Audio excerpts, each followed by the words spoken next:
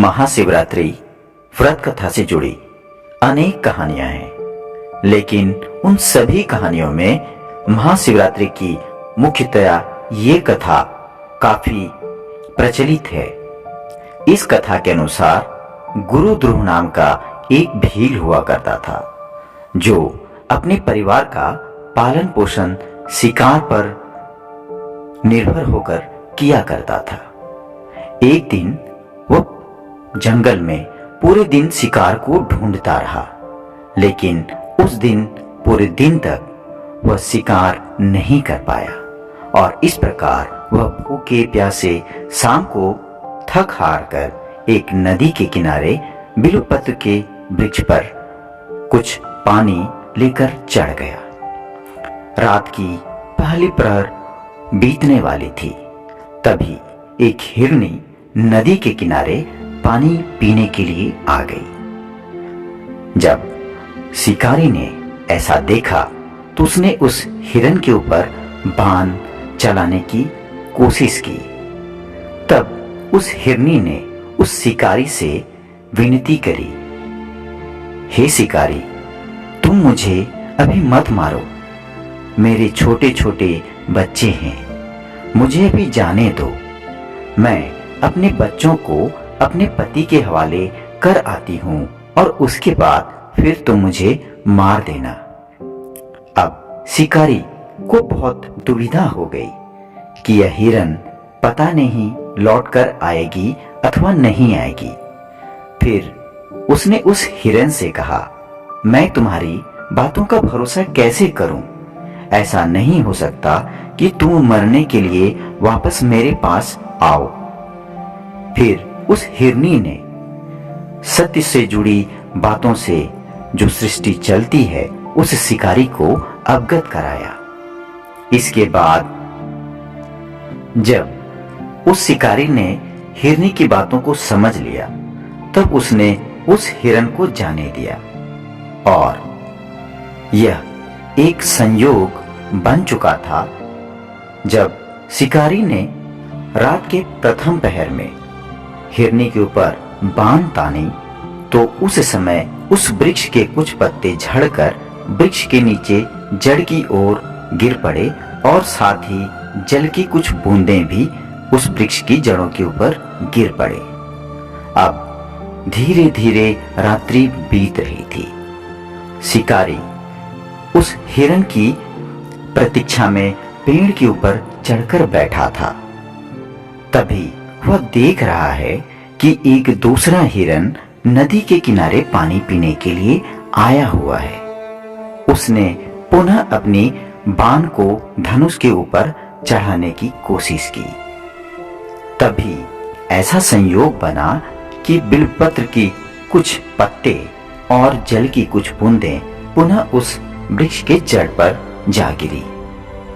जब हिरनी ने ऐसा देखा कि शिकारी उसके ऊपर बाण तानकर खड़ा है, तो उसने उस शिकारी से अनुरोध किया, हे शिकारी भाई, मुझे जाने दो, मैं अपने परिवार से मिलकर आपके पास वापस आती हूं।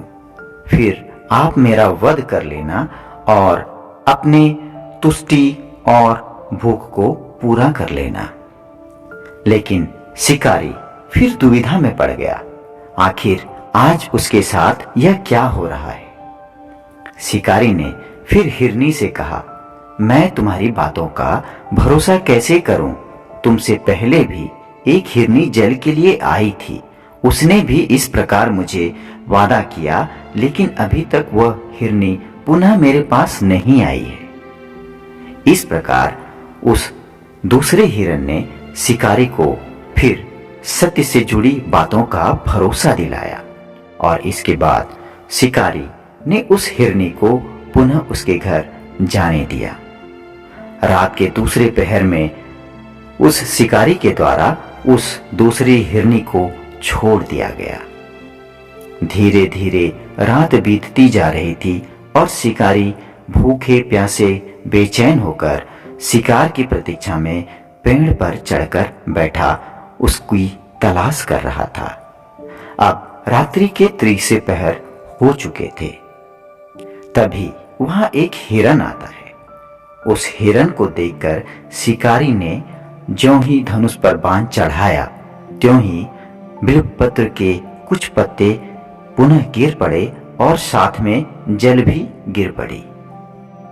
और इस प्रकार फिर से बिल्वपत्र के पत्ते और जल की कुछ बूंदें उस पेड़ के जड़ के नीचे गिर पड़े।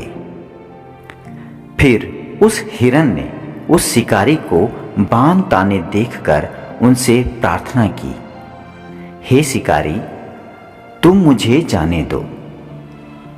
मुझे पता है कि मेरा यह शरीर तुम्हारी भूख को कम कर सकता है, लेकिन अभी नहीं। मुझे एक मौका दो, मैं पुनः तुम्हारे पास वापिस आऊंगा। तत्काल मुझे जाने दोगे तो मैं अपने परिवार और बच्चों को भरोसा दिलाकर तुम्हारे पास फिर से मरने के लिए वापस आ जाऊंगा और तब तुम मेरा शिकार कर लेना। तब शिकारी को हिरन की बात पर भरोसा नहीं हो रहा था। उसने कहा, आखिर मैं तुम्हारे बात का भरोसा कैसे करूं? तुमसे पहले और भी कई हिरन आए और उन्होंने ऐसा ही वादा मुझसे किया, लेकिन अभी तक कोई भी मेरे पास लौटकर नहीं आया।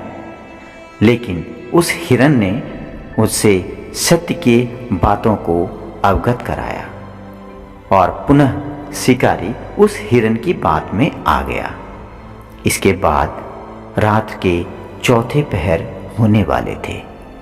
शिकारी भूखे प्यासे पेड़ पर हिरनों का इंतजार करने लगे। थोड़ी ही देर में शिकारी को देखकर बड़ा आश्चर्य हुआ। वहां 2 हिरने और एक हिरन अपने बच्चों के साथ उस शिकारी के सामने चले आ रहे हैं। ऐसा देखकर शिकारी ने फिर से अपने धनुष पर बाण को चढ़ाने की कोशिश की और ऐसा करते हुए बिल्वपत्र के कुछ पत्ते और जल की कुछ बूंदें पुनः उस पेड़ की जड़ के नीचे गिर पड़े। जब ऐसा हुआ तब वहां उपस्थित हिरनों ने कहा, हे शिकारी भाई, हम सभी ने आपसे वादा किया था कि आप मुझे जाने देंगे तो फिर हम आपके लिए लौट कर आएंगे। इस प्रकार हम सभी आपसे किए हुए वादे को पूरा करने के लिए आ गए हैं। अब आप हमारी जान ले सकते हैं। लेकिन अचानक से शिकारी का विचार बदल गया। उसने उन हिरनों की ओर देखा और मन में यह सोचने लगा, यह जीव होकर के भी, जानवर होकर के भी और बुद्धिहीन होते हुए भी अपने बातों की मर्यादा का पालन करता है और मुझ जैसा इंसान इसे मारकर खाते हैं। यह बिल्कुल गलत है। इस प्रकार से जुड़ी कई भावनाएं तब शिकारी के मन में जागृत हो गई। उस दिन अनजाने में उस शिकारी के द्वारा भगवान भोलेनाथ की पूजा हो गई, क्योंकि वह दिन महाशिवरात्रि का दिन था और वह शिकारी पूरे दिन शिकार की खोज में भूखा प्यासा रह गया और रात्रि के चारों पहर में उनके द्वारा भगवान भोलेनाथ की पूजा बिल्वपत्र और जल के द्वारा अनजान रूप में हो गई। इसके पश्चात भगवान शिव वहां प्रकट हुए और उन्होंने उस शिकारी को सुख समृद्धि का वरदान प्रदान किया और साथ ही उन्हें एक नाम दिया जो गुह था, और यह वही शिकारी था जिनकी दोस्ती भगवान श्री राम से हो गई। तो भक्तों, इस प्रकार से महाशिवरात्रि की यह पावन कथा अपने आप में बहुत अपूर्व और अमूल्य है और हर मनोकामनाओं को पूरी करने वाली है। जो भी भक्त इस कथा का श्रवण और पठन पूरे श्रद्धा और भक्ति के साथ महाशिवरात्रि के दिन करते हैं, भगवान भोलेनाथ उन भक्तों की सभी मनोकामनाएं पूर्ण करते हैं।